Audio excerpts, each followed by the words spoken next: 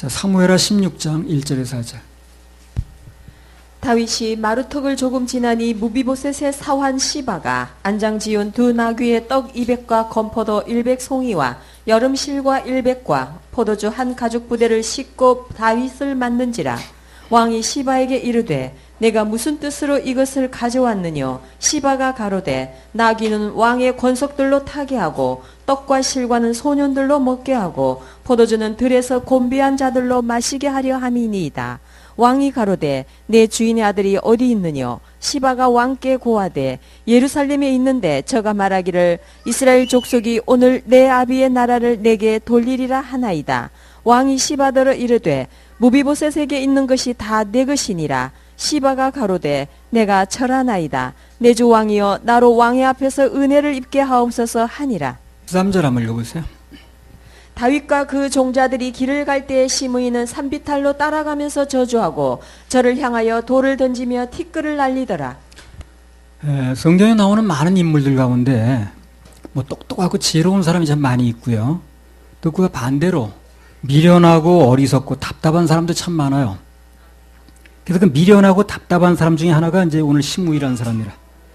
괜히 알지도 못하면서 잘 알지도 못하고 전혀 알지도 못하는 거지. 어떻게 내막이 어떻게 알지도 못하고 마음에 쓴 뿌리만 잔뜩 가지고 있는 게 이 사람.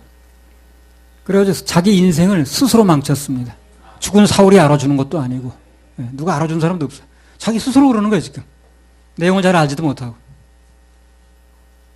이 세상에 있는 일 중에 상당수가 나타난 현상과 그 속에 있는 실상은 다른 경우가 많아요. 무슨 말을 하려면 내가 성질을 내든 쓴 뿌리를 갖든 자우지가 뭘 알고 해야 돼. 알고. 근데 대부분 보면 알지도 못하고 그러는 거예요. 실상은 아무것도 모르고 현상만 가지고 겉으로 나타난 거. 그래서 판단하고 말하고 막 상처받고 이제 이렇게 하는 거예요. 그럼 오늘 시므이처럼 실수하기가 쉽습니다. 16장 7절. 시므이가 저주하는 가운데 이와 같이 말하니라. 피를 흘린 자여 비루한 자여 가거라 가거라. 예. 그래서 다윗을 쫓아가면서 계속 그 얘기를 하는 거예요 지금요. 피를 흘린 자여 비루한 자여 가거라 가거라. 이게 무슨 얘기를 하는 거냐면 이 다윗이 자기 족속인 사울의 왕자리를 뺏었다 그 얘기를 하는 거예요 지금. 그래서 그 뺏는 과정에서 피를 많이 흘렸다는 거예요. 그래서 그 피를 흘려가면서 남의 왕자를 이렇게 꿰차더니 너도 한번 당해봐라. 꼴 좋네. 이제 이런 식으로 얘기를 하는 거죠. 겉으로 나타난 현상만 보고 얘기를 하면 뭐 그게 또 일리 있을 수도 있어요. 왜 그러냐면 사울이 살아있을 때 다윗이 기름 부음을 받았거든. 그렇죠? 사울이 그때 아직 살아있었거든요. 살아있을 때 또 왕으로 기름 부음을 받은 거예요. 이 다윗이. 자기 의사대로 한 건 아니지만. 그리고 실제 사울이 죽는 날 거의 이튿날인가 바로 또 왕이 됐어요. 대관식을 했습니다. 기다렸다는 듯이. 그러니까 이 사람 볼 때는 야, 저 사람이 그런 사람이구나 하는 걸 딱 이제 보이는 거지 그게. 근데 다윗이 왕이 된 속사정이 뭡니까? 실상은. 이 사울이 먼저 하나님 명령에 불순종했죠. 그죠? 그러나 하나님이 사울을 버리신 거예요. 그리고 다윗을 왕으로 세우신 겁니다. 보세요. 사도행전 13장 21절 22절. 사도행전 13장 21절 22절. 그 후에 저희가 왕을 구하거늘 하나님이 베냐민 지파 사람 기스의 아들 사울을 40년간 주셨다가 패하시고 다윗을 왕으로 세우시고 증거하여 가라사대 내가 이새의 아들 다윗을 만나니 내 마음에 합한 사람이라 내 뜻을 다 이루게 하리라 하시더니. 그렇죠. 베냐민 지파 사울을 세우셨는데 그 사람 마음에 안 드니까 패하시고 그리고 다윗을 세웠다는 거죠. 그건 누가 바꾼 거예요 이걸? 하나님이 바꾸신 거예요. 사람이 한 게 아니라고. 근데 이 사람은 그걸 얘기를 안 하는 거예요. 자꾸 다윗이 뺏었다고 그러고 다윗이 피를 흘렸다고 그러고 저주를 퍼볼 이유 아무 이유가 없는 거예요 지금.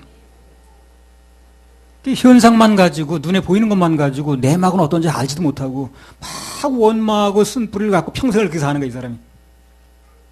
나중에 보면요 그 예루살렘을 벗어나지 못하게 됐어요 이 사람이. 그 솔로몬이 이렇게 말하잖아. 너 예루살렘 벗어나지 마라. 보호 처분을 내린 거죠 그러니까. 열왕기상 2장 37절 보세요. 열왕기상 2장 37절. 너는 분명히 알라. 내가 나가서 기드론 시내를 건너는 날에는 정령 죽임을 당하리니 내 피가 내 머리로 돌아가리라. 예. 솔로몬이 시므에게 이렇게 얘기를 하는 거예요. 이유 불문하고 절대 예루살렘 밖으로 나가면 안 된다. 아까 이게 이제 보호 처분. 예. 근데 나중에 무슨 일이 벌어졌냐면 그 시므이의 종들이 도망을 갔어요. 그래 찾으러 가는 거예요, 이제. 찾으러 가는 과정에서 본의 아니게 그 기드론 신을 걷는 거예요. 그 뭐 한강 건너듯이 나무 건너야 되는 모이라. 그래 처형당했잖아요, 그 사람.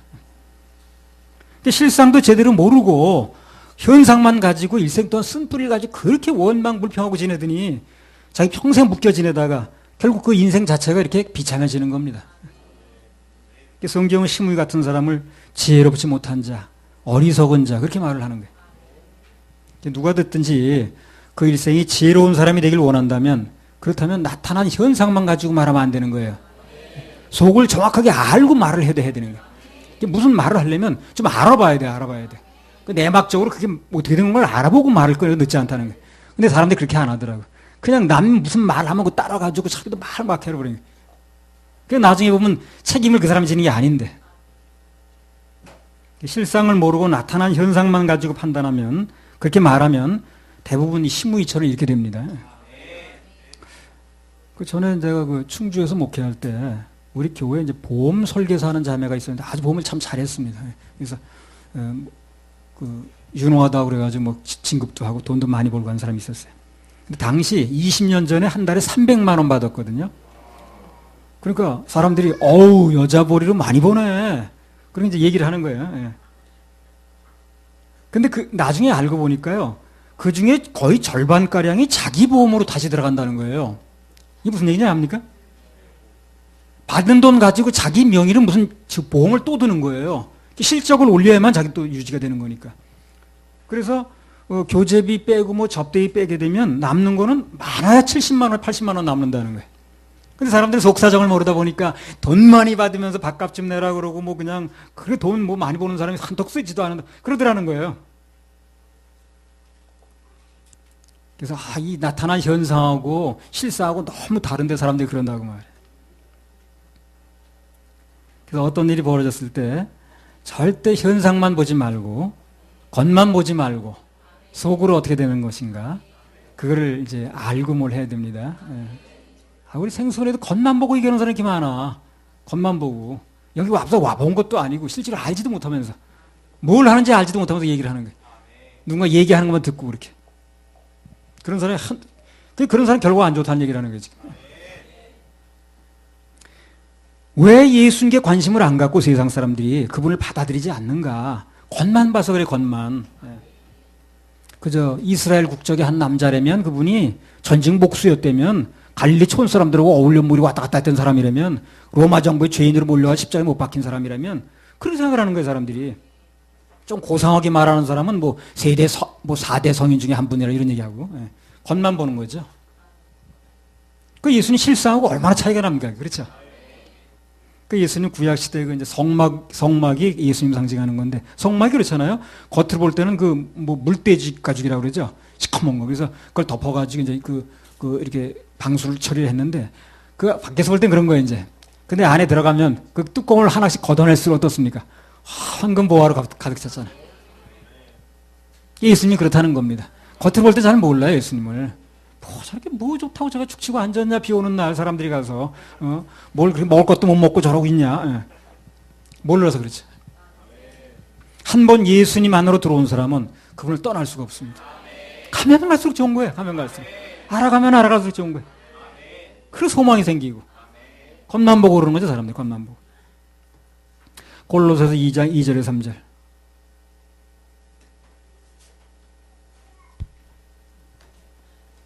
이는 저희로 마음의 위안을 받고 사랑 안에서 연합하여 원만한 이해의 모든 부요에 이르러 하나님의 비밀인 그리스도를 깨닫게 하려 함이라. 그 안에는 지혜와 지식의 모든 보화가 감추어 있느니라. 그 안에는 예수님 안에는 지혜와 지식의 모든 보화가 다 감춰져 있습니다. 그분과 가까이 할수록 그분의 말씀을 들을수록 그분 것이 내게로 오는 거예요. 탁월한 인물들이 나오는 거예요. 그래서 하나님 말씀에 가까이 한 사람은 지혜가 열리고요. 하늘문이 열리고요. 탁월해집니다. 주님 안에 모든 좋은 게 다 있는 거예요. 그리고 주님의 지혜가 임하면 절대 속지 않습니다. 진리는 속지 않는 거예요. 주님 안에 모든 좋은 게 다 있어요. 생명이 있고 응답이 있고 해결이 있고 자유가 있고 치유가 있고. 그래서 우리 생수원에도 이제 처음 와서 보면 뭐 사람들이 생소하다고 그러죠. 예. 조금만 알고 보면 들어오면 생소가 생수로 바뀝니다. 예. 생수로. 뭐가 그래 하다가 진짜 그래 그 바뀌는 거예요. 예. 속을 알면 문제될 게 없는데 자꾸 겉만 보고 판단하니까 뭐 이상하니 뭐니 하는 거지. 그 임재도 마찬가지예요. 누워있는 게 임재가 아니에요. 본질은 주님 만나는 것입니다. 주님 기다리는 거예요. 무릎 꿇고 기다리면 힘드니까. 그래서 하나님이신 예수님께서 왜 인간의 몸을 입고 이 땅에 오실 수밖에 없었는가? 죄를 알지도 못하던 분이 왜 스스로 죄인이 돼서 십자가의 형을 받을 수밖에 없었는가? 그 실상을 알게 되면 놀랍죠? 감사합니다. 눈물 납니다. 죄를 내 죄를 대속하시기 위해서 사형 집행 전날 밤에 겟세마네 동산에서 피땀 흘리면서 기도하셨잖아요. 그렇게 그 예수님과 세상 사람들이 지금 알고 있는 예수님은 얼마나 다르냐는 거지. 그냥 자기 아무 관계도 없다고 그러고 뭐 이스라엘 사람이라고 그러고 세계 4대 성인 정도 하나라고 그러고. 히브리서 4장 15절. 우리에게 있는 대제사장은 우리 연약함을 체휼하지 아니하는 자가 아니요 모든 일에 우리와 한결같이 시험을 받은 자로 돼 죄는 없으시니라. 그래요. 예수님에 대해서 실상을 말한다면 그분은 자신의 죄 때문에 죽은 분이 아닙니다. 사람들이 오해하는 거예요. 방금 말씀에 나온 거죠. 그분은 죄를 알지도 못했습니다. 내 죄. 내 죄를, 지옥 갈 모든 죄를 담당하기 위해서 그분은 십자가에서 피를 흘리신 거예요. 대속의 죽음이 뭡니까? 대신 죽었다 그 말이죠. 누구 대신? 나 대신. 그분이 나 대신 죄값을 치렀기 때문에 그걸 믿는다면 내 죄는 남아있을 수가 없는 거예요. 이게 믿어진 사람 가만히 있지 못합니다. 입으로 시인하게 돼 있어요. 감사가 넘치게 돼 있습니다. 예배드리는 태도가 달라지게 돼 있습니다. 가치관이 달라지게 돼 있어요. 그게 믿어지면 구원의 길이 열리는 거예요. 이사야 53장 5절에서 6절. 그가 찔림은 우리의 허물을 인함이요 그가 상함은 우리의 죄악을 인함이라. 그가 징계를 받음으로 우리가 평화를 누리고 그가 채찍에 맞음으로 우리가 나음을 입었도다.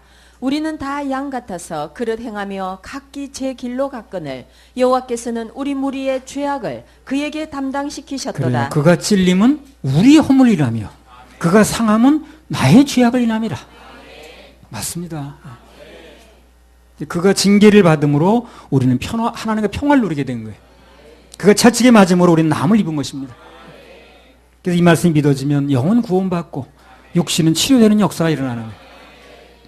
다른 거 다 몰라도 예수님에 대해서만은 아주 정확하게 알아야 돼요. 정확하게 예수님을 알게 되면 다른 것에 다 실패할 리도 없겠지만 실패했다 할지라도 실상은 성공한 인생이 되는 겁니다. 왜? 세상에서 가장 중요한 걸 아는 거거든. 세상에서 가장 중요한 걸 아는 거예요. 오늘 이 말씀을 듣는 모든 분들 어리석은 시므이처럼 되지 말고 진짜 성공하는 사람이 되길 바랍니다. 할렐루야. 그렇게 하시려니까 박수 올려드립니다. 자, 주님 가신 길이라는 찬양 하나 올리겠습니다. 200장 주님 가신 길.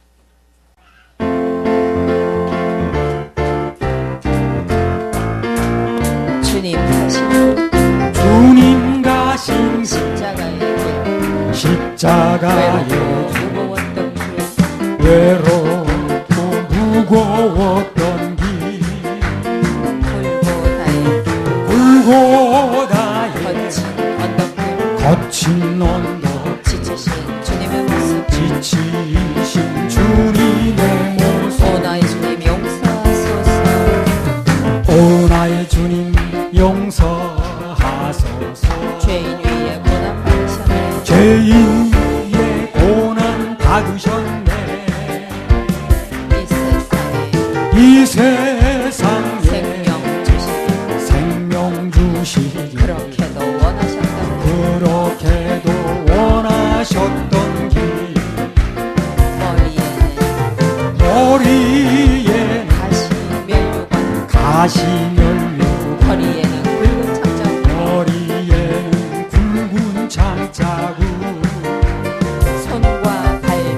손과 발로 다 찔리신 다 찔리신 지치신 주님의 모습 지치신 주님의 나의 모습 주님 용서하소서 오 나의 주님 용서하소서 죄인 위에 고난 받으셨네 이 위에 고난 받으셨네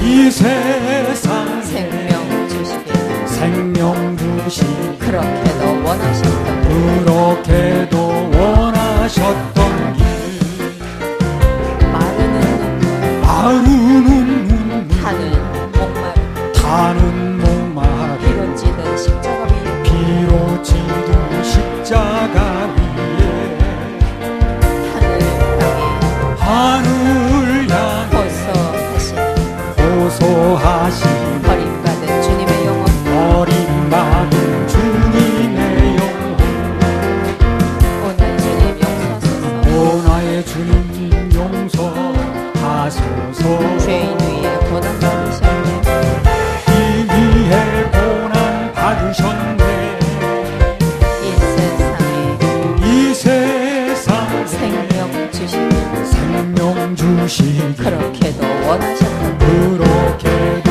원하셨던 우리의 생명 우리의 생명 주께 드리네 주께 드리 나의 자랑 십자가일세 나의 자랑 십자가일세 나의 생애 나의 생애 주님 가지상 주님 가지 주님 영광 나타내소서 주님 영광 나타내소서 오 나의 주님 용서하소서 오 나의 주님 죄인 용서하소서 위에 고난 받으셨네 이 위에 고난 받으셨네 이 세상에 이 세상에 생명 주시길 생명 주시기 그렇게도 원하셨던 그렇게도 원하셨던 아멘. 자, 어리석은 사람 시무이.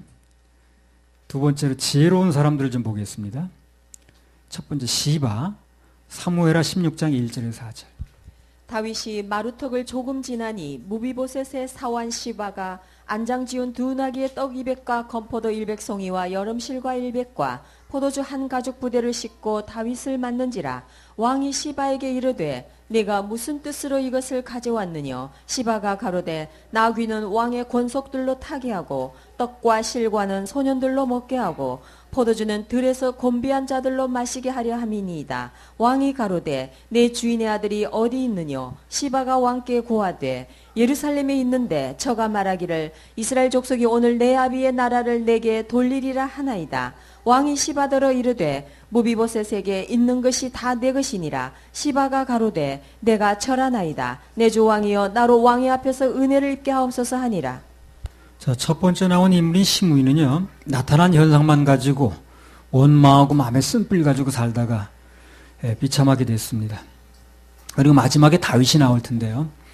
그 사람은 하나님께서 갚아줄 것을 기다렸던, 그죠? 하나님을 기대하는 자였습니다.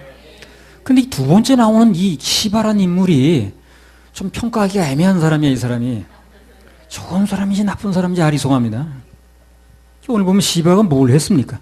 떡도 가져오고 양식도 가져오고 포도주 골고루 다 갖춰가지고 바리바리 싣고 그 다윗을 찾아온 거예요, 지금. 그 2절에 뭐라고 해요, 다윗이? 그게 무슨 뜻으로 가져왔는데, 이거? 물어보는 거, 그죠? 뭐 때문에 가져왔냐, 이거? 이 말은 무슨 말이냐면, 평소 그가 아무런 뜻도 없이 이런 걸 가져올 인물이 아닌 거예요. 예. 좀 의아하다, 그 말이야. 예. 그 시바가 뭐라고 그러냐면, 나귀는 왕의 식구들이 타게 하시고요. 걸어가기 힘드시니까. 그리고 이 떡과 실과는 소년들이 먹게 하시고요. 포도주는 들에서 곤비한 자들이 다 마시게 하시려고 가져왔습니다. 이러거든. 예.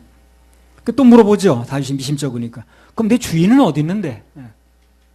그 주인 왜 없이 혼자 왔냐 이거예요. 종이. 그럼 뭐라고 답변해 이 사람이 또? 자기가 예루살렘에 있는데 이 다윗이 피난 간다고 그러니까 그 주인이 무비보셋이거든. 사울 그 아들이지. 예. 이스라엘 족속 맞죠? 요나단의 아들 사울 족속이죠. 이스라엘 족속이 아, 오늘 다윗이 도망가는 거 보니까 이제 이스라엘 나라 우리가 도로 돌리려고 한다. 이렇게 얘기를 했다는 거예요. 무비보셋이. 그러니까 다윗이 가고 나면 나라 자기 차지하겠다. 그렇게 얘기를 하더라는 거예요. 시바 얘기가. 예. 그러니까 다윗이 곤경에 처하니까 무비보셋이 다윗을 배신했다는 얘기를 하는 거죠. 그렇죠? 그 말은 진실입니까? 아닙니까? 아닙니다. 예. 그 진실은 뭡니까? 사무엘하 19장 24절 27절 한번 보세요. 사울의 손자 무비보셋이 내려와서 왕을 맞으니 저는 왕에 떠난 날부터 평안히 돌아오는 날까지 그 발을 맵시내지 아니하며 그 수염을 깎지 아니하며 옷을 빨지 아니하였더라. 예루살렘에서 와서 왕을 맞을 때에 왕이 저에게 물어 가로되 무비보셋이여 내가 어찌하여 나와 함께 가지 아니하였더뇨. 대답하되 내 주 왕이여 왕의 종 나는 절뚝발이이므로 내 나귀에 안장을 지워 타고 왕과 함께 가려 하였더니 나의 종이 나를 속이고 종 나를 내 주 왕께 참소하였나이다. 내 주 왕께서는 하나님의 사자와 같으시니 왕의 처분대로 하옵소서. 원래는 다윗이 피난 갈 때 무비보셋도 같이 가려고 했던 거예요. 예. 근데 그 약삭 발른 시바가 그 주인을 속이고 자기 혼자 다윗에게 가버린 거예요. 예. 왜? 이럴 때 혼자 가야 돋보이겠잖아요. 그죠? 혼자 가야 나중에 자기 돋보이겠거든. 공을 차지해도 차지하고. 근데 무비보셋이 따라가려다 보니까 이 사람이 두 발이 다 절뚝인 거예요. 누구 도움 없이 갈 수가 없는 거예요. 그다음에 휘체가 있을 때도 아니니까. 독립행동이 안 되다 보니까 따라갈 수가 없었다는 겁니다. 그 내용이 방금 읽은 내용인 거예요. 진실은 그렇습니다. 그러니까 이 아까 그 시바는 그렇게 이제 다윗이 도망가는 거 보니까 왕자리 내가 차지하는 거야. 그랬다고 했는데 그게 아니고 같이 가려고 그랬던 거예요. 근데 자기 두 발이 다 절뚝이다 보니까 못 따라간 거죠. 그게 진실입니다. 그러니까 이 시바라는 인물은 참 이거 아무리 살펴봐도 결코 좋은 사람은 못 되는 사람이에요, 이 사람이. 그러니까 여기 시바라는 인물을 놓고 좋으냐 나쁘냐 얘기를 하는 게 아니야, 오늘이요. 주제가. 그게 아니고 그 사람이 지혜로운 사람이냐 어리석으냐 이걸 얘기를 하는 겁니다. 이게 전혀 다른 얘기를 하는 거예요. 좋으냐 나쁘냐 얘기를 하는 게 아니야. 그 결론부터 말씀드린다면 적어도 시바라는 사람은 두 가지 면에서 지혜로운 사람이에요. 두 가지 면에서. 그 어떤 면에서 이 사람 지혜로운 사람인가? 누가 뭐래도 장래를 예비하는 마음이 있는 사람이 이 사람이. 지금 온 세상이 압살롬 편이 됐죠. 그죠? 근데 그가 다윗을 찾아온 이유가 그가 뭐 다윗 특별히 예뻐서 온 게 아니에요. 한마디로 말하면 혹시 나중에 다윗이 나중에 도로 왕이 되면 덕좀 보겠다는 거죠. 보험 들어오는 거 보험. 장래를 생각하는 거야. 아버지가. 지금 많은 사람 장래 생각 안 하죠. 그래가지고 지금 다 압살롬 편에 섰잖아요. 다윗이 나중에 다시 왕이 됐을 경우도 한번 생각해 봐야 되거든. 근데 그 하나님이 약속한 다윗을 하나님이 약속했잖아요. 그걸 생각을 안 하는 거예요, 사람들이. 그래서 그냥 완전히 압살롬 편에 서버리는 거예요. 근데 이 사람은 그래도 모르잖아. 혹시 다시 왕이 되게 되면 다윗이 그럼 나도 이치가 있어야 되잖아요. 그 장래를 생각하는 거야, 이 사람이. 그게 지혜라는 거예요. 좋으냐 나쁘냐 얘기라는 게 아니고. 아무것도 생각 안 하는 거예요, 지금. 그건 좀 압살 편에 돌아서는 거예요. 근데 이 사람은 이상하게 그렇게 뭐 별로 좋은 인간은 아닌데 그래도 앞으로 그 다윗이 도로 왕이 되면 내가 어떻게 위치가 있어야 될 거 아닌가. 그 장래를 위해서 보험을 들어두는 거야, 이 사람이.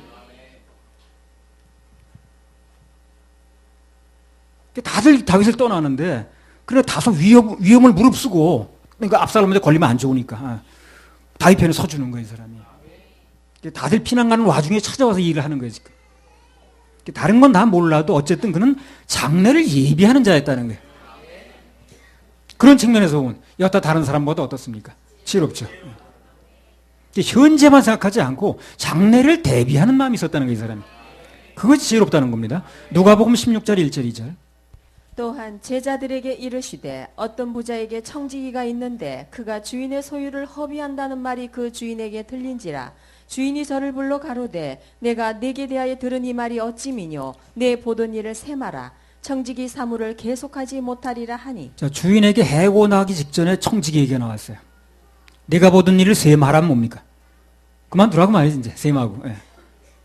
그리고 그 그만두라고 얘기를 듣더니 이 청지기가 혼잣말로 이렇게 얘기를 하는 거예요. 누가복음 16장 3절에서 7절. 청지기가 속으로 이르되 주인이 내 직분을 빼앗으니 내가 무엇을 할꼬. 땅을 파자니 힘이 없고 빌어먹자니 부끄럽구나. 그래서 이제 주인이 그만두라고 하게 되면 직분을 뺏기게 되면 힘이 없어 땅도 못 판다는 거야, 자기는. 빌어먹자니 부끄럽고. 그럼 뭘 어떻게 대책을 세워야 된다는 얘기 아니게. 뭘 하나 보세요, 이 사람. 내가 할 일을 알았도다. 이렇게 하면 직분을 빼앗긴 후에 저희가 나를 자기 집으로 영접하리라 하고 예, 직분을 빼앗겨도 먹고 살 길을 마련해 놓겠다는 거예요, 지금 이 사람이. 주인에게 빚진 자를 낱낱이 불러다가 먼저 온 자에게 이르되 내가 내 주인에게 얼마나 졌느뇨 말하되 기름 100마리니이다 가로되 내가 여기 내 증서를 가지고 빨리 앉아 50이라 쓰라 하고 또 다른 이에게 이르되 너는 얼마나 졌느뇨 가로되 밀 100석이니이다 이르되 내가 내 증서 여기 내 증서를 가지고 80이라 쓰라 하였는지라. 예, 그러니까 그 빚진 사람들한테 가가지고 빚을 탕감을 해주는 거예요, 이 사람이. 그 장래 내가 그만두더라도 그것도 보험이지, 이제 일종의. 예. 이게 옳지 않은 방법이긴 하지만 쫓겨난 뒤에 장래를 대비를 했다는 거예요, 이게. 그 사람이. 그러면 이 행동을 놓고 예수님 뭐라고 판단하셨냐는 거예요. 이 사람의 행동을 놓고. 16장 8절. 뭐 예수님 판단이 중요한 거니까, 그렇죠? 누가복음 16장 8절. 주인이 이 옳지 않은 청지기가 이를 지혜 있게 하였으므로 칭찬하였으니 이 세대 아들들이 자기 시대에 있어서는 빛의 아들들보다 더 지혜로움이니라. 그러니까 이 옳지 않은 청지, 옳지 않다는 걸 인정했어요. 그러니까 이를 지혜롭게 했다는 거예요. 뭐가? 장래를 대비하니까. 그 사람이 한 일이 옳으냐 그러냐 그런 관점에서 말씀하시는 게 아니고 예수님 보실 때 그가 어쨌든 모든 사람은 장래를 생각 안 하는데 현재만 놓고 보는데 이 사람은 장래를 예비를 하더라는 거예요. 그걸 칭찬하는 겁니다, 지금. 방금 누가복음에 나온 그 종이라든가 해고당한 지 땅을 파자니 힘이 없고 무슨 빌어먹자니 창피하던 그 사람. 예. 그리고 또 시바는 지금 난리가 나가지고 세상이 뒤집어졌는데도 그 다윗을 찾아서 또 대접을 하는 거예요. 장래를 보겠다는 거거든, 지금. 그런 사람이 많지 않은 거예요. 오늘 얼마나 많은 사람들이 이 약삭빠른 시바만큼도 이 누가복음에 나오는 불성식만 종만도 못해요. 그런 사람이 쎄우쎄어요, 지금. 이 시바만큼도 못하고 그 다음에 아까 그 불성실한 종만큼도 못 생각하는 게 전혀 장래 생각을 해. 얼마나 이런 사람이 드물면 이런 옳지 않은 사람에 불구하고 이 사람을 칭찬했겠어요. 그런 사람이 얼마나 없으면. 한번 나가서 얘기를 해보세요. 뭐 바쁘다는 핑계로 장래에 대한 대비가 전혀 없어. 영적인 얘기 하게 되면 아우 지금 먹고 살기 바빠요 지금요. 아 신경 쓸 거 없어. 그러다 신경 쓸 여가가 없다니까. 그렇게 얘기를 한다니까. 전혀 장래에 대비를 못하는 거예요, 이 사람들이. 그러니까 이 사람만도 못하죠, 그렇죠? 이 사람 어쨌든 장래 대비를 하잖아. 옳으냐 그냥 떠나서. 그러니까 이 사람만도 못하다는 얘기를 하는 거예요. 그래서 이 사람을 지혜로운 자 부류에 넣어놓는 거예요, 지금요. 그런 면에서 볼 때. 천국지요? 아유, 천국이 어디 있는데 관심도 없어. 현재만 매여가지고 그게 천부지라는 거야. 보통 예수님 믿으라고 그러면 7, 80%가 뭐라 그러냐? 바쁘다고 그러죠? 아, 현재 먹고 살기 바빠요, 그냥. 바빠서 가게 문도 못 닫고, 먹고 살기 바쁜데 뭐 그런 까지 신경 쓸 여지도 없고, 저거죠. 전혀 장래를 대비하지 않는 게 사람들이. 그리고 장래를 대비한다는 입장에서 볼 때는 사실상 오늘 시바나 이 누가복음의 해고한 종보다도 훨씬 못한 거예요, 사람들이. 아무리 바빠도 죽는 날이 있거든. 그렇죠? 바쁘다고 안 죽습니까? 안 그렇습니다. 바빠도 죽는 날이 있어요. 바쁘다고만 하면 책임이 면해지는 줄 아는 게. 불신자는 또 그렇다 치더라도 믿는다고 하는 사람들도 바쁘다는 핑계로 신앙생활 가장 기본 중에 하나 예배인데 이것마저 거의 이제 실패하는 사람이 나오는 거예요. 물론 우리 교회는 그런 사람 거의 없긴 하지만. 예. 잠언 6장 6절에서 8절. 바쁘다고 책임이 면해지는 게 아니에요. 선택의 문제이기 때문에. 게으른 자여 개미에게로 가서 그 하는 것을 보고 지혜를 얻으라. 개미는 두령도 없고 간역자도 없고 주권자도 없으되 먹을 것을 여름 동안에 예비하며 추수 때에 양식을 모으느니라. 게으른 자는 개미에게로 가서 그 하는 걸 배우라고 그랬어요. 왜? 개미는 통제하는 두령도 없고 간역자나 주권자가 없어도 특별히 누가 시키지 않아도 여름 동안에 겨우살을 예비한다는 거죠. 이걸 배우라는 거예요. 예비하는 걸 배우라는 거예요. 영혼의 때를 예비하는 걸 배우라는 거죠. 아무리 눕고 뜰 새 없이 심지어 밥 먹을 시간도 없어도 영혼에 대한 예비함이 없으면 성경은 미련하다고 그러는 거예요. 미련하다고 그러는 거예요. 예비하는 사람은 그 사람이 옳고 그름을 떠나서 지혜로운 자에 들 수 있는 것이고. 그래서 시바가 여기 들어가는 거예요, 지금요. 곤충인 개미한테 배우라고 하잖아요. 곤충인 개미한테. 전에 그 빌 게이츠라는 사람이 우리나라 왔었어요. 한국에 한번 와가지고 빌 게이츠 합니까? 뭐야 빌 게이츠? 또 컴퓨터 관련되는 사람이죠. 예. 밥 먹을 시간이 없다는 거야, 자기는. 그래가지고 뭘 했냐면 이 사람이 햄버거 하나 들고 먹으면서 뭘 다니면서 하는 거야. 무슨 가만히 앉아 식탁에 앉아 먹는 게 아니라 그런 시간이 없다는 거야, 자기는. 그래가지고 막 햄버거를 먹으면서 가가지고 뭐 얘기하고 지시하고 뭐 어디 뭐 이러고 한국에 와서 그러고 다녔어요. 뭐 1박 2일인가 있다 가는데 2박 3일 있다 갔나. 한국에 도착하기 비행기가 한국에 오기 전에 그 본사에서 전화가 왔어. 우리나라 초청한 사람한테. 우리 회장님은 단 5분도 공백 시간 있으면 안 됩니다. 그럼 난리 납니다. 그래 5분 간격으로 공백이 안 생기도록 스케줄을 짜달라는 거예요. 그거 너무 싫어하니까 공백 생기는 거. 자, 그러면 그가 그렇게 바쁘게 살았다고 천국에 갈까요? 아닙니다. 아무리 바빠도 죄 문제 해결 못하면 천국에 못 가는 거예요. 그걸 알아야 되는 거예요. 그걸 알아야 되는 거예요. 난 바쁘게 살아가지고 난 무슨 죄 문제 해결할 시간이 없어. 전혀 안 된다니까, 그건요. 이거 뭐가 되게 바쁠 때는요, 내가 지금 뭐 때문에 바쁜가? 한 번쯤 질문해 봐야 돼요. 내가 뭐 때문에 바쁜 것인지. 바쁘다고만 그럴 게 아니라, 내가 지금 뭐 때문에 바쁜 것인가? 그것이 어떤 것이 됐든 간에 그 영혼에 대한 준비와 관련이 없으면 하나님 보실 때는 지혜롭지 못하다는 얘기라는 거예요. 영혼을 대비하는 게 아니니까. 장래에 대한 대비가 없이 산다면 오늘 본문에 나오는 그 아리송한 인물 시바, 누가복음에 나오는 해고 직전의 종만도 못하다는 거예요.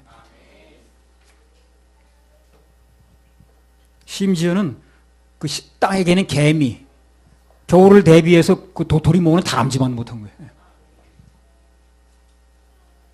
그래서 누구든지 정신없이 뛰던 것을 잠시 멈추고 장래 영혼 속에서 자기 모습을 한번 생각을 해봐야 됩니다. 그럼 많은 지혜를 얻을 수 있어요. 전도서 7장 2절.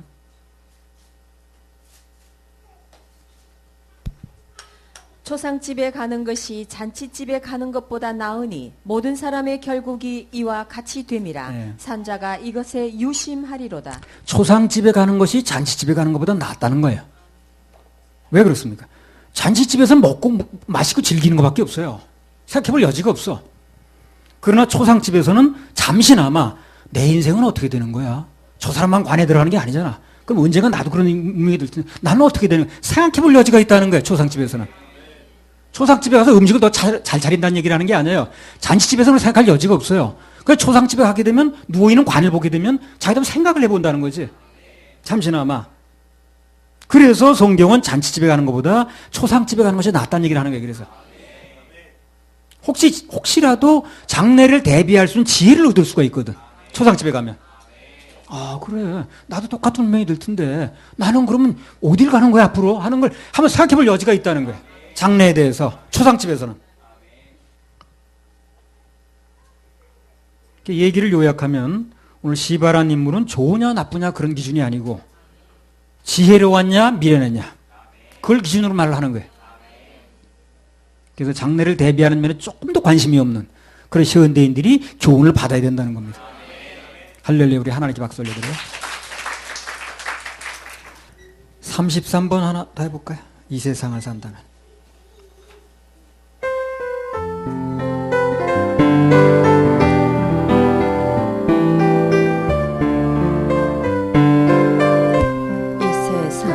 이 세상을 산다면 얼마나 살 건가요? 얼마나 살 건가요? 몇백 년 산다 해도 몇천 년을 산다 해도 주님 계시 영원한 곳 하루만도 못합니다. 힘쓰세요 죄인의 힘 쓰세요. 세상 욕심 떨쳐내고 주의 사명 탐내세요. 하늘나라 영광 나라 우리 위에 있답니다. 가슴에서는 불기영광 세상 권세 일순간 지나는데 단 하루 살더라도 주님 위해 살아야 자매 주 주님 모실 그날에 통곡하게 된답니다. 전하세요, 전하세요. 주의 복음 전하세요. 우리 복음 기다리라. 듣지 못한 부모 형제, 하늘나라 영광 나라, 하늘나라 영광 나라 쳐다보고 운답니다. 주님 위에 일하는데 어려움 많다지만 어려운 일 참아낸 기쁜 일은 어찌하여 입으로만 주여 주여 한답니까? 일하세요, 일하세요. 주님 위해 일하세요. 전도 충만, 기쁨 충만, 기도 충만, 성령 충만, 하늘나라 영광나라 저기 보입니다.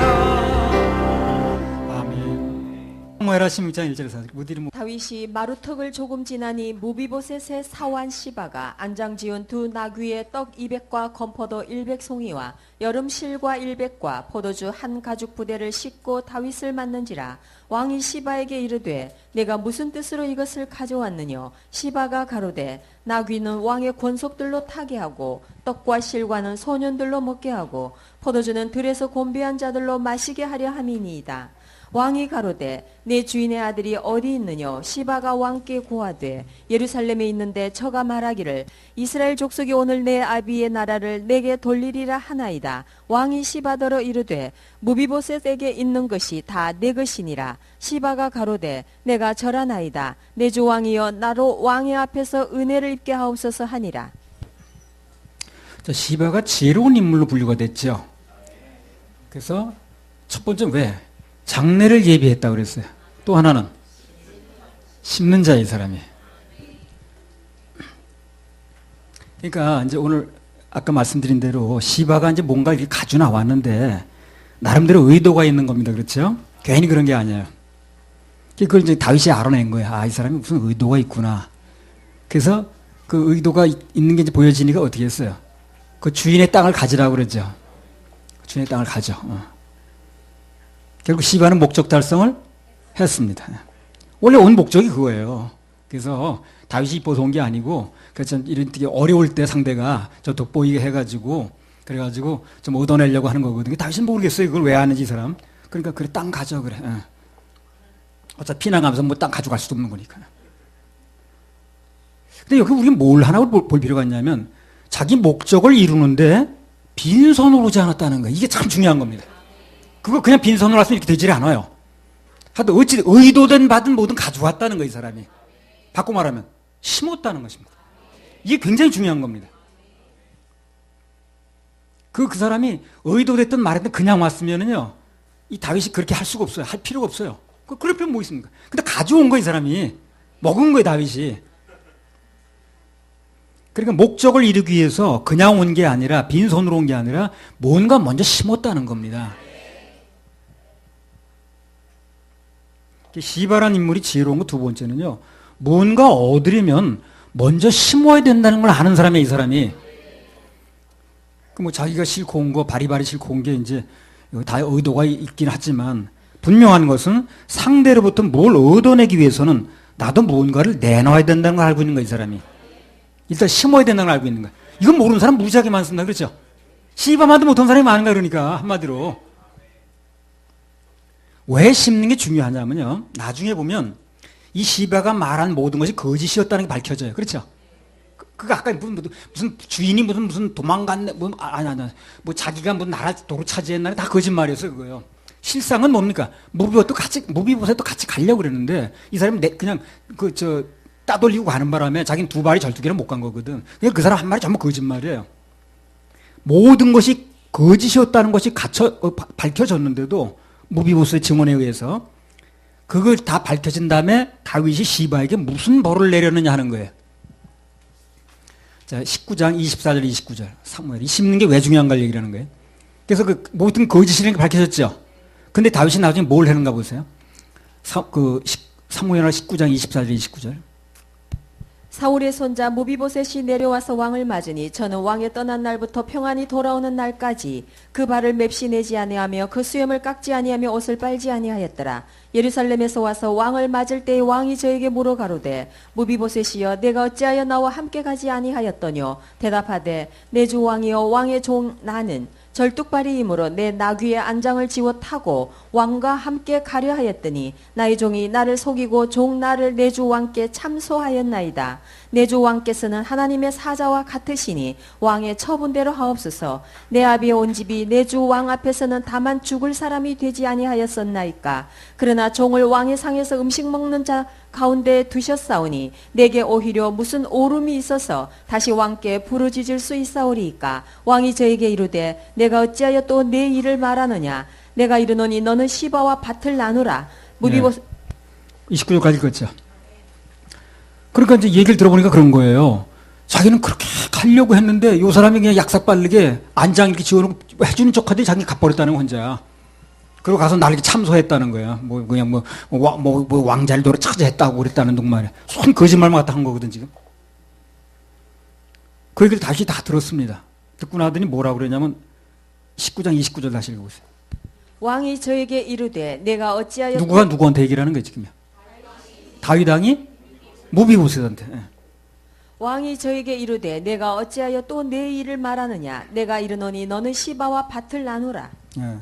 모든 걸 다 알게 됐는데도, 다 알려진 뒤에도 시바에게 내린 처벌이라는 게 고작 뭡니까? 가지고 있던 밭 절반을 나눠주라는 거예요. 그건 무슨 말이에요, 그거는요? 절반은 가져도 좋다는 얘기라는 거죠. 처벌도 아니야, 이거는 사실 따져보면. 무슨 처벌이야, 그게. 사실 처벌도 아닙니다. 그러니까, 그래, 그러면, 반 너 가져. 그러면 그 시바에게 반을 주겠다는 얘기를 하는 거예요. 그럼 모든 것이 밝혀진 뒤에도 왜 다윗이 시바를 처벌하지 않고 전 재산을 몰수하지 않고 절반을 가지라고 했느냐는 거예요. 그게 뭘 의미하는 겁니까? 이유가 어찌됐든 간에 이미 심은 건 인정을 하는 거예요. 그게 굉장히 중요한 겁니다. 심은 건 인정을 하는 거예요. 아무리 그 사람이 무슨 의도를 했든 간에 심은 건 인정할 수밖에 없어요. 심은 걸 부정할 수는 없는 거예요. 그렇죠? 심은 건 사실 아닙니까? 그걸 어떻게 부정을 합니까? 자기가 그 피난 갈 때, 그 어려울 때, 정말 궁급해할 때, 심은 건 사실이잖아요. 그거 먹고 살아났잖아, 자기가. 그걸 어떻게 무효화시키냐는 거지. 그러니까 그렇게 괘씸한 짓을 하고, 그렇게 그냥 아주 저기 해도요, 그거를 이렇게 딱 하질 못하는 거예요. 예. 그러니까 반 네가 도로 가져야 하는 거예요. 그건 처벌도 안 해요, 사실. 일단 심어 놓으면, 오늘 시바의 경우처럼 나중에 어떤 경우가 벌어져도 심은 건 어지가지 않는다는 거예요. 그걸 알아야 됩니다. 그걸 아는 게 지혜예요. 그게 지혜로운 자에 넣은 거예요, 이 사람은. 그래서 요런 지혜도 없는 사람이 많아, 살다 보면. 요 시바만큼도 지혜가 없는 사람이 많다니까. 심는 대로 거둔다는 거, 이 말씀만 정확히 깨달아줘도 정말 큰 거 얻은 겁니다. 이 하나님은 우리에게 일방적으로 주시기만 한다고 그렇게 생각하면 안 됩니다. 절대 그렇지 않습니다. 나도 구원받고 처음에는요, 은혜를 받았다고 엄청 좋아했거든요. 어디 세월이 지나다 보니 그분이 나한테 뭘 자꾸 요구하시더라고. 제일 먼저 11절 요구하시더라고. 난 그거 하나만 순종하면 다 끝나는 줄 알았어. 그랬더니 돈보다 몇 배 더 귀중한 내 시간을 요구하시고, 결국 내 인생을 요구하는 거야, 이게. 결국 내 일생을 요구하시더라고. 목숨 요구하는 게 목숨. 아마 여러분도 여기 처음부터 일생을 드리려고 온 분이 별로 없을 겁니다. 그냥 은혜 좀 한번 받아볼까? 목회자 같은데 사역에 좀 도움 좀 안 되겠어? 해가지고 왔을 겁니다. 근데 결국은 모든 걸 걸게 되잖아요. 하나님 우상이 아니시기 때문에 뭔가 요구하십니다. 그걸 모르면 신앙생활을 미신적으로 하게 돼요. 미신처럼. 인격적인 관계를 주고받는 게 아니라 미신처럼 갖다 그냥 난 비나이다 하고 하는 식으로 이렇게. 인격을 가진 존재는 거래가 있어요. 주고받는 겁니다. 그래야 관계가 지속되게 돼 있어요. 주고받는 게 없으면 관계가 지속되지 않습니다. 자, 이전선하고 주고받는 게 전혀 없어. 그럼 관계가 될 수가 없어요. 내가 말씀을 공급하든 양배추를 나한테 사다 주. 나도 주고받는 게 있어야 되는 거지. 아무 주고받는 게 없어. 그럼 아무 관계도 아닌 거예요. 모든 관계는 특별한 관계 되려면 주고받는 게 있어야 돼요. 주는 종류가 뭐고 받는 종류가 뭔지 이게 달라도 할지라도 하여튼 뭔가는 주고받아야 돼. 여러분하고는 아무것도 주고받는 게 없어. 아무 관계도 아니야 그러면요. 여러분 일도 마찬가지야. 난 노동을 제공하죠. 그저 돈 주죠. 그런 관계는 있어야 뭐가 되는 거지. 아무 주고받는 게 없어. 아무 관계도 아니지 뭘. 아무리 친한 사이라 할지라도 일방적으로 주기만 하거나 일방적으로 받기만 하면 그 관계는 아무 관계도 아니고 또 관계가 임시 형성돼도요. 언제가 깨져요. 그냥. 오래 갈 수가 없어요. 반드시 인격적인 관계는 오는 게 있고 가는 게 있어요. 똑같은 게 주고 가는 게 아니라 할지라도. 부부도 마찬가지고 부모 자식도 마찬가지예요. 짝사랑이 안 좋듯이 하나님과의 관계도 사람과의 관계도 일방적인 건 안 된다는 거예요. 가질 못해 오래. 여러분 그런 관계 없죠, 그죠? 아무것도 주고받지 않는데 오래가는 관계 있습니까? 그렇지 않습니다. 오래가는 관계는 관계가 형성되려 하여튼 무언가는 주고받아야 되는 거예요. 씨박을 심으니까 그러니까 나중에 그렇게 되는 거예요 지금요. 그게 거짓이 대로는 안 돼도 그래서 반을 또 주는 거야. 심은 건 사실이니까. 다윗이 받은 것도 사실이고. 이게 왜 하나님께서 서로 주고받게 만들었냐면요. 결론부터 말하면 그래야 서로 기쁜 거예요. 주고받아야 기쁜 거예요. 아내가 남편에게 또는 남편이 아내에게 뭐 사랑을 주라 그랬죠. 성경에 보면. 받는 사람만 위해서 하는 게 아닙니다. 그게. 주는 사람도 기뻐요. 주는 사람도. 받는 기쁨보다 주는 기쁨이 오히려 더 크다는 걸 알아야 됩니다. 헌금을 크게 심는 날 우울한 사람 별로 없더라고. 나 그런 사람 별로 못 봤어. 그날은 좋아하지 아버지가. 근데 심는 날 보고 우울해가지고 이런 사람 난 별로 못 봤어. 처음에 그 지방에서 목회할 때 1년 내내 그냥 예배 끝나면 미리 내려가서 저기 막 가 있던 사람이 하나 있었어요. 김아무이라고. 그 사람 그날 봉고차 심는 날이었어. 다 심은 건 아니지만. 그날은 가래도 가지도 않아. 안 바쁜가 봐, 그날은. 그래가지고 막 찾아다니면서 막 악수하고 막 이러더라고. 그날 심는 날에 그날이. 그렇게 1년 내내 인상 찡그리던 사람. 기쁘니까 그렇죠. 심고 나면 자기도 기쁜 거예요. 진정한 기쁨은 받을 때보다 줄 때, 심을 때, 드릴 때 더 기쁜 겁니다.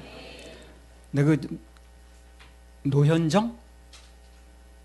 그 아나운서 이해된다고 그랬죠, 지난해. 여기 나왔습니다. 2006년 1월 10일 날, 그 신문에, 조간신문에, 조선일보에 그 사람, 뭐 에세이라고 해야 되나, 뭐, 에세이. 짧은 글, 그걸 하나 냈더라고. 무슨 얘기를 했느냐면 거기다가 이런 얘기를 써놨어요. 나의 연애 전적에서, 연애가 전투냐, 어떻게 된 거냐. 연애 전적에서 승률은 정확하게 50%다 그랬어요. 만난 사람 중 반은 내가 먼저 찼다는 거야. 나머지 반은 내가 차였다는 거야. 그래서 50%라는 거야. 노현정 누군지 압니까? 옛날에 얼음 공주 해가지고 공부하세요 머리 때리고 그러는 사람 있잖아요. 그래가지고 지금 어디 재벌 며느리 됐다 그러지? 현대?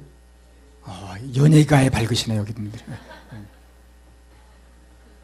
만난 사람 중 반은 내가 먼저 찾고 반은 내가 차였다는 거예요.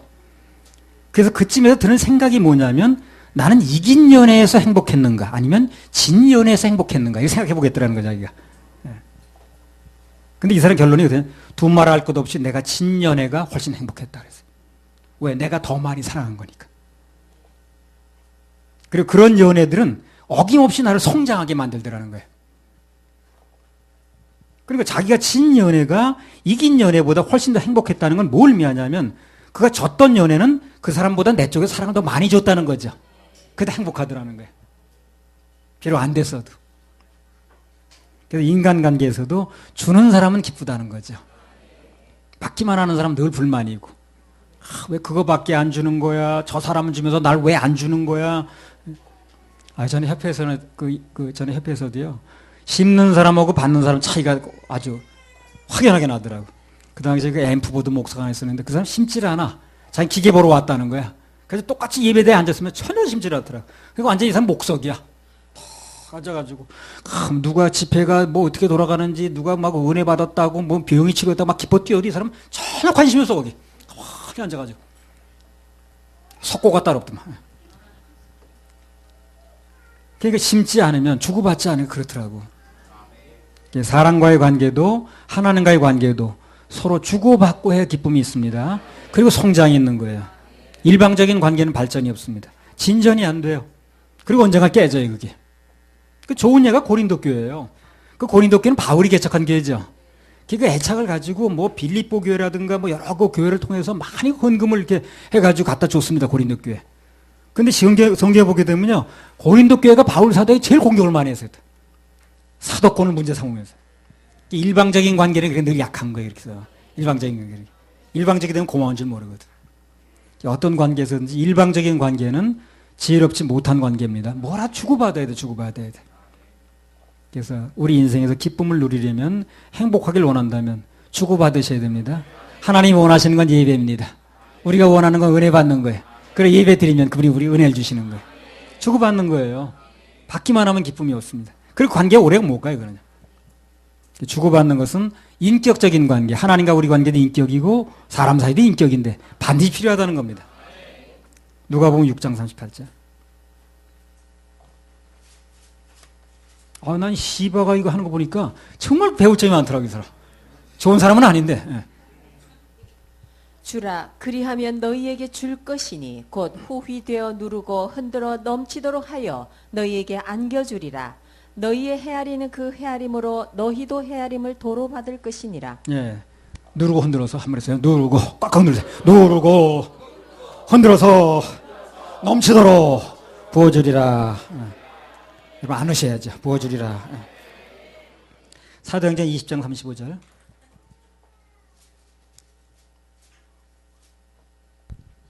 범사에 너희에게 모본을 보였노니 곧 이같이 수고하여 약한 사람들을 돕고 또 주 예수의 친히 말씀하신 바 주는 것이 받는 것보다 복이 있다 하심을 기억하여야 할지니라. 예.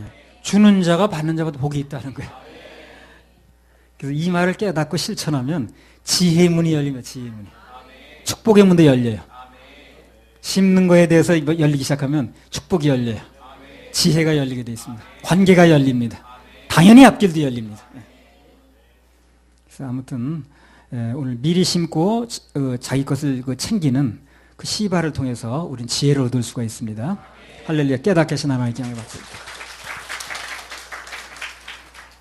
자, 지혜로운 사람 두 번째, 이제 시바 끝나고 또 하나가 있죠. 다윗. 간단하게 한 말씀 드리겠습니다. 사무엘하 16장 9절에서 12절. 스루야의 아들 아비새가 왕께 여짜오되 이 죽은 개가 어찌 내 주 왕을 저주하리이까. 청컨대 나로 건너가서 저의 머리를 베게 하소서. 왕이 가로되 스루야의 아들들아 내가 너희와 무슨 상관이 있느냐. 저가 저주하는 것은 여호와께서 저에게 다윗을 저주하라 하심이니 내가 어찌 그리하였느냐 할 자가 누구겠느냐 하고 또 아비새와 모든 신복에게 이르되 내 몸에서 난 아들도 내 생명을 해하려 하거든 하물며 이 베냐민 사람이랴. 여호와께서 저에게 명하신 것이니 저로 저주하게 버려두라. 혹시 여호와께서 나의 원통함을 감찰하시리니 오늘날 그 저주 까닭에 선으로 내게 갚아주시리라 하고. 예, 이제 전 대제에서 말씀드린 것처럼 이 시므이라는 사람이 다윗의 한 말은 전혀 실상하고 다르다고 그랬어요, 그렇죠? 다윗 편에서 보면 정말 억울한 거죠. 예, 뭐 자기는 그 사울의 아들을 죽인 적도 없고, 그 누구도 손댄 적도 없고, 피를 흘린 적이 없는데 하나님이 정해주신 대로 그냥 따라갔을 뿐이거든. 자꾸 억울한 얘기를 하니까 그 다윗 옆에 서 있던 아비새라는 사람이 호다 못해가지고 그 시므이를 단칼에 베버리겠다고 그러잖아요. 못 참겠다는 거죠. 근데 거기에 대한 이 다윗의 대답이 참 명언이에요. 사무엘하 16장 11절 12절. 또 아비새와 모든 신복에게 이르되 내 몸에서 난 아들도 내 생명을 해하려 하거든 하물며 이 베냐민 사람이랴. 여호와께서 저에게 명하신 것이니 저로 저주하게 버려두라. 혹시 여호와께서 나의 원통함을 감찰하시리니 오늘날 그 저주 까닭에 선으로 내게 갚아주시리라. 그러니까 한마디로 말하면 지금 억울한 말을 듣는 것 때문에 하나님은 나를 불쌍히 여기준다는 거죠. 그러니까 내가 밧세바하고 간음을 하고 또 그 남편 죽게 만들고 거짓말하고 앞에 하나님 앞에서 아주 믿게 보이는 게 많지만 그럼 오늘 내가 억울하게 이 말을 듣게 되면 참아내게 되면 원통한 말을 듣고 참으면 그것 때문에 하나님께서 자기의 이 뭡니까 잘못을 감해줄 거라는 얘기를 하는 거예요. 그래서 내게 내려진 징계가 있는데 그게 이제 단축이 돼가지고 내가 3년 도망갈 거 한 1년 만에 돌아오고 1년 만에 돌아올 거 한 3개월 만에 돌아온다는 거예요. 피나지에서.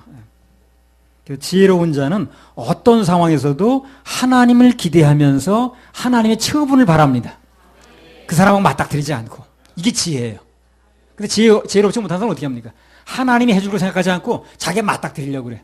막 상처를 입는 거예요. 주기도 하고. 일은 점점 복잡해집니다. 점점 복잡해집니다. 하나님께서 갚아주실 것이다라는 걸 생각하면서 인내하는 거예요. 이게 지혜입니다. 다윗은 누가 뭐래도 지혜로운 사람이라.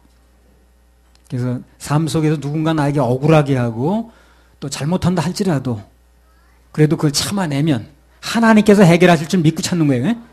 그냥 참는 게 아니고 하나님이 갚아주실 걸 믿고 참는 거예요. 아브라함도 그래서 참은 거예요. 하나님 갚아줄 걸 믿고. 그리고 더 나아가서 용서해주면 그것 때문에 내가 이제 하나님 앞에서 잘못한 게 많이 있었지만 누구나 있잖아. 하나님 앞에서 잘못한 거. 그것이 플러스 마이너스 상쇄된다는 거예요. 그걸 알아야 돼. 다윗이 그걸 안 거예요. 지금. 내가 비록 잘못을 많이 했지만 그러나 저 사람이 참 고맙게도 시므이가 나를 지금 억울한 말을 해주는 거야. 그걸 내가 참아내기만 하면 그러면 내가 플러스 마이너스에 상쇄된다는 거지. 그래서 내가 잘못해가지고 도망가는데 빨리 돌아올 수 있다는 거예요.